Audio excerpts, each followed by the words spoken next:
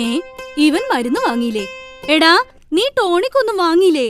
ഓഹോ, അപ്പോ ടോണിക്ക് മരുന്ന് വാങ്ങാനായിരുന്നോ എന്നെ രാവിലെ തന്നെ എണീപ്പിച്ച് പറഞ്ഞു വിട്ടത്? ആ കടക്കാരൻ പറഞ്ഞപ്പോ ഞാൻ വിശ്വസിച്ചില്ല. ഈ ചതി പാടില്ലായിരുന്നു അമ്മേ, പാടില്ലായിരുന്നു. ഇവനെ കൊണ്ട് തോറ്റു.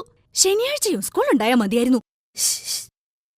ദേ വേണ്ടേ, എന്റെ കാലിൽ ചെരുപ്പുണ്ട്. അതിനെന്റെ ഹൃദയം അമ്പലമൊന്നും അല്ല. ഇങ്ങ് കേറിപ്പോര്. എന്റെ ദൈവമേ, ഇവ വീണ്ടും വന്നോ? ഏറിപ്പോടിയാത്തേക്ക് ഓടാ അവിടുന്ന്. അമ്മേ, അപ്പുറത്തെ വീട്ടിലുള്ളവരൊക്കെ എന്നെ ദൈവത്തെ പോലെയാ കാണുന്നത്. അത് നിനക്കെങ്ങനെ മനസ്സിലായി? ഞാൻ എപ്പോ അവിടെ പോയാലും ദൈവമേ നീ വന്നോ എന്ന് ചോദിക്കുന്നത് കേൾക്കാം. അമ്മ എനിക്കൊരു 50 രൂപ വേണം. ഇന്ന് ട്യൂഷൻ കഴിഞ്ഞിട്ടേ എനിക്കൊരു സിനിമയ്ക്ക് പോവാനാ. കഴിഞ്ഞ ആഴ്ചയല്ലേ നീ സിനിമ കാണാനെന്നും പറഞ്ഞ് 50 രൂപ വാങ്ങിയത്? അത് ഞാൻ പരീക്ഷയ്ക്ക് നല്ല മാർക്ക് കിട്ടിയ സന്തോഷത്തിൽ ഫ്രണ്ട്സിന് ഒരു ട്രീറ്റ് കൊടുത്തതാ. ഏ നിന്റെ റിസൾട്ട് വന്നോ? എത്രയാ മാർക്ക്? അത് 35. ഏ 35? ഏത് സബ്ജക്റ്റിനാ ഇത്ര കിട്ടിയത്? അമ്മ പറ, ഞാനൊരു ക്ലൂ തരാം.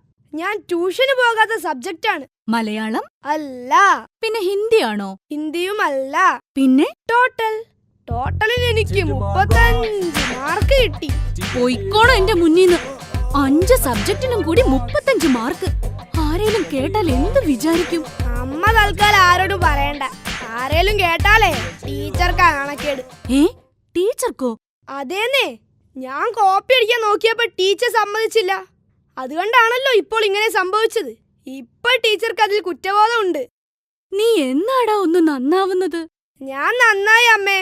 ഇന്നലെ ആ രാജേഷ് എന്നെ തല്ലിയിട്ട് ഞാൻ തിരിച്ചു തല്ലിയത് പോലുമില്ല.